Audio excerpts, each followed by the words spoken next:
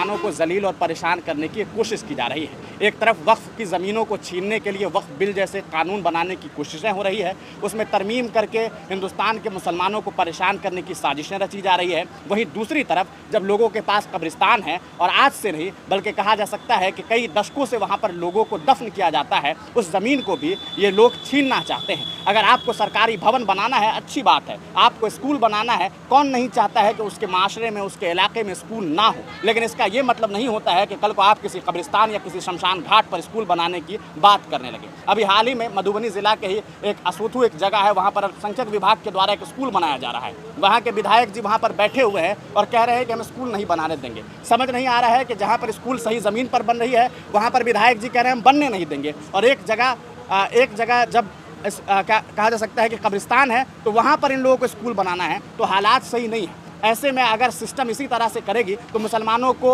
मजबूरन सड़क पर उतरना पड़ेगा, और नतीजा आप देख सकते हैं कि यहाँ पर बहन बेटियाँ इस कड़ी धूप में, जब लोग पसीने से तरबतर हैं, यहाँ एक बीच सड़क के पास उतर करके उन लोगों को आंदोलन करना पड़ रहा है। कागजात हाथों में है। मुझे उम्मीद है कि मधुबनी जिला पदाधिकारी महोदय इस पूरे मामले को खुद से संज्ञान में लेंगे, और अगर न सिर्फ मधुबनी जिला पदाधिकारी को बल्कि बिहार के मुखिया नीतीश कुमार को इस पूरे मामले को देखना चाहिए कि जब इन लोगों के पास तमाम कागजात है, तो फिर ऐसी क्या मजबूरी है कि आपको स्कूल एक कब्रिस्तान के ऊपर बनाना है। इस पूरे मामले को लेकर के ये लोग जो आंदोलन कर रहे हैं, यकीनी तौर पर ये लोग कुछ ना कुछ काम करते होंगे। अपना काम धाम छोड़ करके राम लखन जैसे लोग जब सड़क पर उतर करके मुसलमानों के लिए आवाज़ उठाते हैं, तो लगता है कि ये मामला सिर्फ मुसलमानों का नहीं है, बल्कि कल आने वाले दिन में ये भी मुमकिन है कि किसी हिंदू को भी इसी तरह परेशान किया जाए। कभी शमशान घाट पर इस तरह की बातें हो सकती है, तो कभी कब्रिस्तान पर इस तरह की बातें हो सकती है कि नहीं वहाँ पर वास्तव में जो है सो सखुआ में कब्रिस्तान है और वहाँ कब्र में दफनाया गया है जनाजा।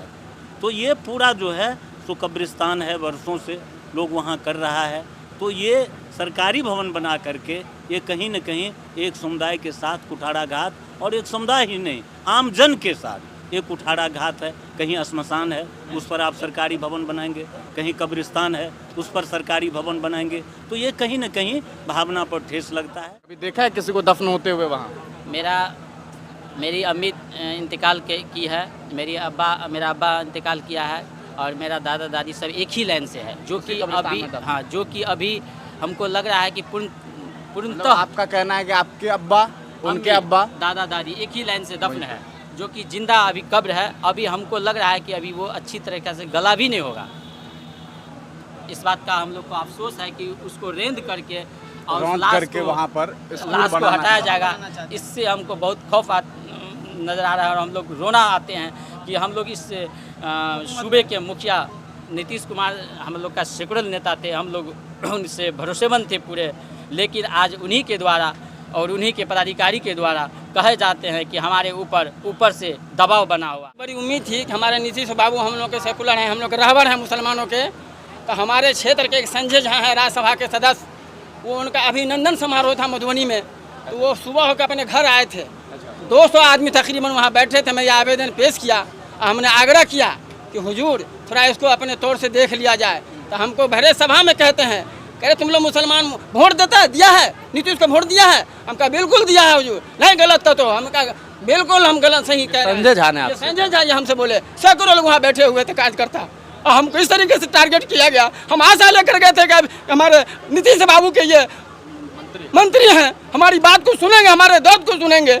तुमको ये पता नहीं है कि वहाँ जो ये भी बोले, वो अनुमंडल पदाधिकारी के चैम्बर में हम लोग गए, बुलाए हम लोगों को। हम लोगों ने कहा कि हुजूर ये सारा रिपोर्ट है और आपने चश्मे से देखा भी है, हम तो यही हुजूर से न्याय चाहेंगे, जो हमको न्याय मिले, खबर मेरा बरकरार रहे। हम लोग को किस तरह आस्था पर आँच नहीं आए। कहा कि ये हरगिज नहीं हो सकता है, बनेगा तो वहीं बनेगा, क्योंकि ऊपर से हमको प्रेशर है, लॉ एंड ऑर्डर का मालिक हैं हम। अगर आप लोग हंगामा नहीं कीजिए तो ये बड़ी अच्छी बात है।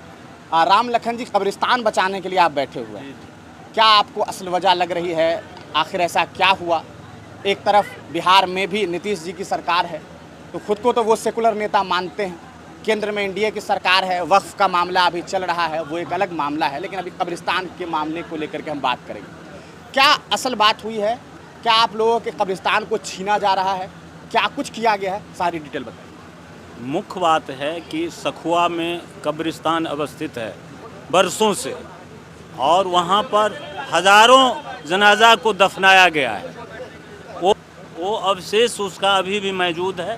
1-2 महीना पहले भी एक आदमी को वहाँ दफनाया गया है और ये सीओ आनन फानन में घोड़िया अंचल अधिकारी जी आनन फानन में बगैर जांच पड़ताल किए वो जो है सो एनओसी दे दिया है सरकारी भवन निर्माण के लिए। तो हम लोगों का मानना साफ है कि वहाँ पर कब्रिस्तान है, कब्रिस्तान रहेगा। हम लोग जिला पदाधिकारी से भी बात किए थे जा कर के, एक सचिव मंडल उनसे मिले थे जा कर के, ये संघ के लोग, कब्रिस्तान बचाओ संघ के लोग जा कर के, सखुआ कब्रिस्तान बचाओ संघ के लोग जा कर के वहाँ मिले थे जिला पदाधिकारी से। लगभग 1 सप्ताह पहले गए थे। उसके बाद हम खुद सीओ से मिले थे जा कर के, घोड़िया अंचलाधिकारी जी से, और हम लोगों ने रिक्वेस्ट किया था कि आप उसका पड़ताल कर दीजिए। और सीओ साहब गए भी थे और वो देखा भी कि नहीं वहाँ पर वास्तव में जो है सो सखुआ में कब्रिस्तान है और वहाँ कब्र में दफनाया गया है जनाजा। तो ये पूरा जो है सो कब्रिस्तान है, वर्षों से लोग वहाँ कर रहा है। तो ये सरकारी भवन बना करके ये कहीं न कहीं एक समुदाय के साथ कुठाराघात, और एक समुदाय ही नहीं आम जन के साथ एक कुठाराघात है। कहीं श्मशान है उस पर आप सरकारी भवन बनाएंगे, कहीं कब्रिस्तान है उस पर सरकारी भवन बनाएंगे, तो ये कहीं न कहीं भावना पर ठेस लगता है। इसीलिए हम लोग ज्ञापन दिया है एसडीओ साहब को और उनसे कहा भी है कि आप इस पर वो जा कर के वो भी देखें। और हम लोग कहा है कि आप सहानुभूतिपूर्वक विचार करके जो वहाँ पर कब्रिस्तान बरसों से वहाँ है, वहाँ पर सारा जो मुसलमान लोग जो है वहाँ कर रहा है, दफनाया जा रहा है, तो उसको कायम रखने के लिए निवेदन किया है। अभी भी हम कर रहे हैं कि आप उसको उच्च स्तरीय आप जांच करवा लीजिए। काम जो करवाने की बात हो रही है उस पर रोक लगाइए, आप जांच कर लीजिए वहाँ पर वास्तव में कब्रिस्तान है और कब्रिस्तान को रहने दीजिए। यही एक चीज़ मैं आपसे जानना चाहूँगा, जब सीओ साहब पहुँचते हैं वहाँ पर तब वहाँ पर आप लोग थे? हाँ, क्या सीओ साहब को कब्रिस्तान दिखाई दिया था? एकदम दिखाई दिया। दिखाई दिया। वहाँ पर क्या बोले थे? आश्वासन दिया जो हम देखते हैं उसको, फिर बाद में उन्होंने एनओसी दे दिया। एनओसी तो पहले दे दिया था बिना आनन फानन। और सबसे ये है कि आपको हमारे साथियों ने बताया कि 1965 में जो वहाँ के दरभंगा के जो उपसमाहर्ता जी थे वो खुद अपने कलम से कब्रिस्तान का वहाँ स्वीकृति जो है दिया है। 44 हुआ, 44 का भी डिग्री कब्रिस्तान के पक्ष में है। जब सारा कागजात है तब आप उस पर जो है, और सबसे है कि वर्तमान में वहाँ पर जो है सो लाश को दफनाया जा रहा है, तो ये कहीं न कहीं अनुचित हो रहा है। वहाँ आसपास में और ज़मीन है, खाली प्लॉट वगैरह जो सरकारी भवन बनाया जा सके? बगल में है, हम लोगों को उसमें बनाते हैं तो हमको कोई एतराज़ नहीं।